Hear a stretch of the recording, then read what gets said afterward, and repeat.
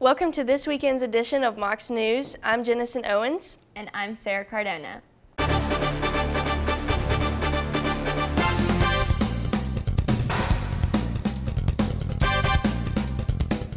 UTC begins the new year with different opportunities for students with Welcome Week. This week brought along several events for students to provide a feel for the new year. It began with a fitness launch party. This gave students information on upcoming fitness classes that are going to be held for the year, keeping students in shape mentally and physically for the year. Students had the chance to talk informally with up to 38 local employers about part-time job opportunities Tuesday. UTC's 6th annual part-time job fair was held in the Chattanooga room of the University Center and was UTC's largest part-time job fair. Reed Whittle, the back office lead of Best Buy, says job fairs are very helpful to students who are looking for work.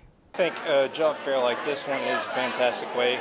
Like I said, people from out of town and stuff, maybe they don't know this area very well. This is a great place for them to learn what's around. UTC students Cole Jones and Paige Cobble also say the job fair is a helpful and great way to get a job. Information about the company, and they tell you different things you do throughout the day if you work there, and they help you get on. I like that it's more than one company. Like the last one I went to was simply Publix, so getting to see like different opportunities for different types of jobs is nice.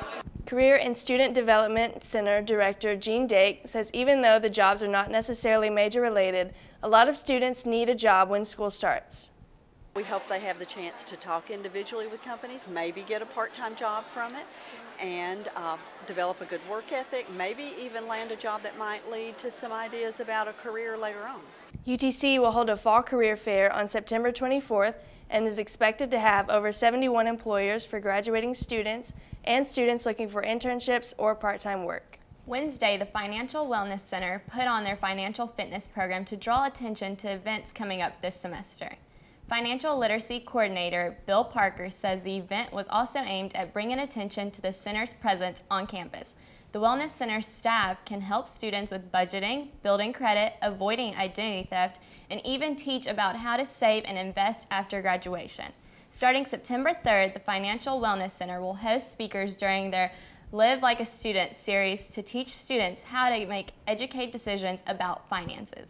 I'm actually going to be the speaker, and I'm going to be talking about how to win with money. And we're going to be talking about how everything from the way you view money to it doesn't matter how much you make, but it matters how much you spend and what you do with the difference.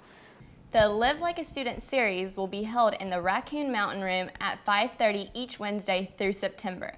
For further information, you can go to the Financial Aid and Wellness Center's Facebook page at facebook.com/mocsmoney. Students are gathering around their spirit with the start of the new football season. Welcome Week ended with the football watch party, with the Chattanooga Mocs kicking off their season against Central Michigan. The game aired on ESPN3, enabling a live stream of the game in the Tennessee Room in the UC. The party provided free food and a cheer for the fight song. The Mocs came up short, 20-16 for their season opener. This year, UTC tried a new way to get students involved on campus with the first OrgFest. Heritage Plaza was filled with eager students curious about different opportunities that some of the organizations had to offer. Sororities and fraternities also joined the fun in spreading the word on who they are and what they stand for. I like how it's in the middle of the day. Usually Oak Street Grove starts before school starts, and that's kind of weird. But now that it's in the middle of the day, in the middle of the semester, we've gotten started. People are really interested, and they know that how their schedule is, so we can work around it. As an RA, like one thing we encourage is, or we're trying to like do this new curriculum. We're trying to just like bring residents out. You know what I'm saying? Come visit different things on campus. So this is getting people out. I mean, you can't miss it. You walk down the steps, it's right here. So people are definitely gonna be encouraged to come see it, and then. You know, I mean, once you just got like free food, free candy, and all this attractive organizations here, then it's going to bring people here. In the past, student organizations would promote themselves during the annual event, Oak Street Roast. This year, OrgFest was created to focus primarily on the organizations that students could get an idea of what they would be interested in and what would fit into their schedules. The event allowed students to see the opportunities that the campus has to offer and what organizations and interests them. Student media weighed in on this week of Welcome with an open house for students. Doors to the Media Center were open, inviting students to take in the environments of UTC's publications, including Mocs News, the University Echo, and the Perch. Visiting students also had the opportunities to learn the ins and outs of each publication and sign up when interested, and were given complimentary finger foods. This is a rare feat, as the Student Media Open House usually occurs during Calm Week in the spring semester rather than the beginning of the year. Nonetheless, the Student Media Open House produced a solid turnout, as well as bringing exposure to the student media for the year. A large number of students live on campus in dorms. At full capacity, UTC dorms house up to 3,000 students. That's a lot of strange faces for someone new to campus, but open houses at the dorms help solve that problem. We have team coverage from Johnson-Obear and Lockmiller.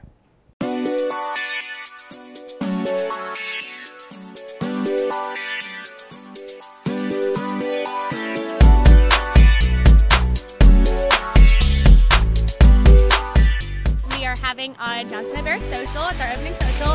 It's where we have all the residents come down. We try to invite so they can get to know each other for the freshmen and upperclassmen, for anyone that's here. We have inflatables, we have lots of games, we have some drinks and some chips and some little snacks for them to come down so we can have a really fun time and get to know each other.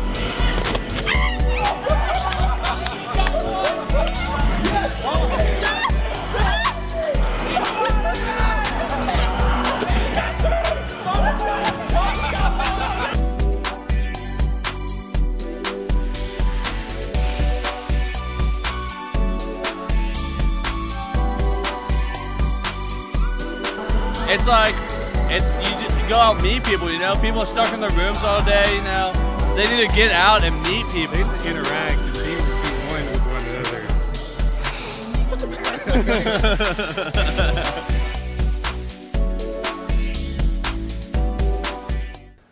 I'm Jenna Coleman with Mocs News. All the complexes on campus are kickstarting their new school year with their annual block party. Lockmiller and Stagmeyer Apartments hosted their block party near the Lockmiller volleyball court from 7 p.m. to 9 p.m. Wednesday. The majority of the people who attended were Lockmiller and Stagmeyer residents, but the event was open to everyone on campus. It's pretty cool being able to, see everybody from the different dorms and actually see more people from your own dorm area. It's fun playing volleyball with everybody, help represent your dorm. It's cool just kind of having that whole neighborly feel anyways. The block party included free food, a station where residents could tie-dye a shirt, an inflatable obstacle course, and many other activities. Lockmiller and Stagmeyer resident assistants promoted community throughout the night, introducing residents to new people. My favorite part is I'm the Energizer Bunny.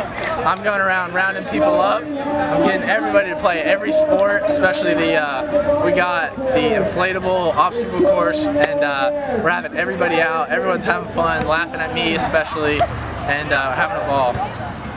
Even though by the end of the night it started to rain, both RAs and residents alike concluded that the night was a success. I'm Jenna Coleman with Mocs News.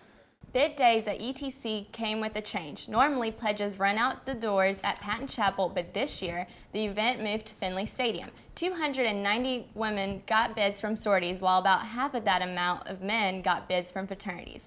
We have team coverage starting first with the sororities.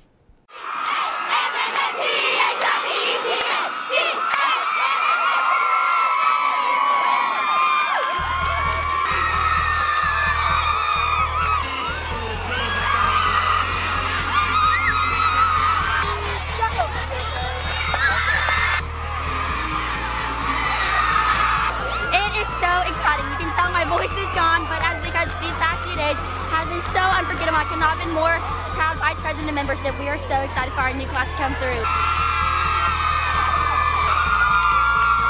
The recruitment process is a really long week for all organizations involved. It involves long nights and just a lot of thought, but a lot of emotion, and we're so excited for Bid Day and for all of our new members.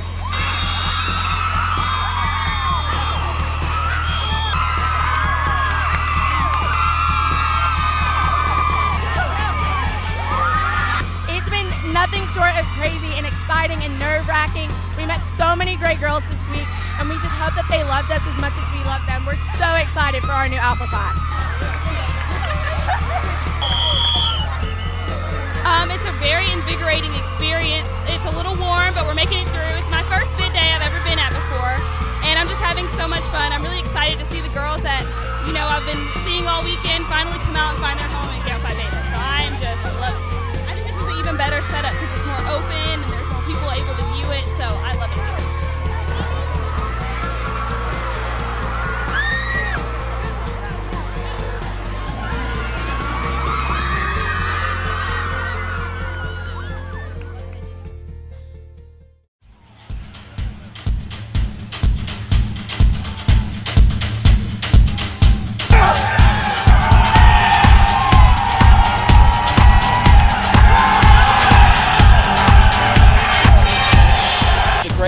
Experience. I mean, this is my 4th time doing it with my chapter.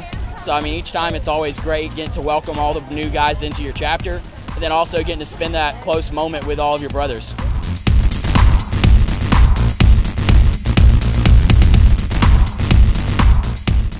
You know, no matter what fraternity you go to, you know, you're going to go to a great sense of brotherhood. You know, it's not, you know, there's a lot of competitiveness that goes on between us. But going Greek is just, it's a way of life, man.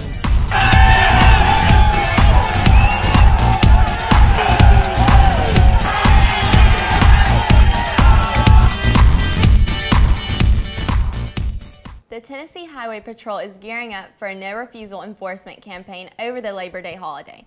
The law allows officials to seek search warrants for blood samples in cases where an officer suspects the driver is impaired. THP says the goal is to remove drunk drivers from the road and save lives.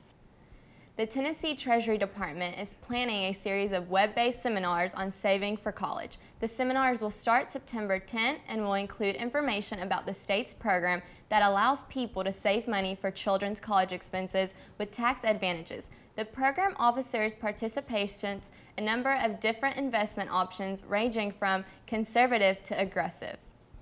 Students practiced making a mean face while eating ice cream on Tuesday as part of an exercise for the brand new club on campus, the Comedy Club. President Megan Frey says she wanted to create a voluntary club made for students regardless of gender, political view, or Greek affiliation based solely on humor. The Comedy Club is open to all students and there is no official membership or agenda. The club meets every Tuesday night at 8 p.m. to participate in activities such as stand-ups, discussions, contests, pranks, skit or film watching, off-campus events, and more. Made for anyone who has a weird, rare, absurd, silly, dark, strange sense of humor that doesn't quite jive with anybody else. UTC junior Joe Saunders says he is excited about UTC's new comedy club. I thought that the UTC campus needed a bit more humor. I think it needed livening up. Frey says she hopes to create chaos and a little bit of fun on campus. It's really just a celebration of humor, and it's a variety show of madness, as we like to call it. That does it for this edition of Mocs News. Be sure to check out our videos uploaded on YouTube every week. We now air on UTC TV on channel 2.1, so check in for updates. Thank you and have a good weekend. Go Mocs!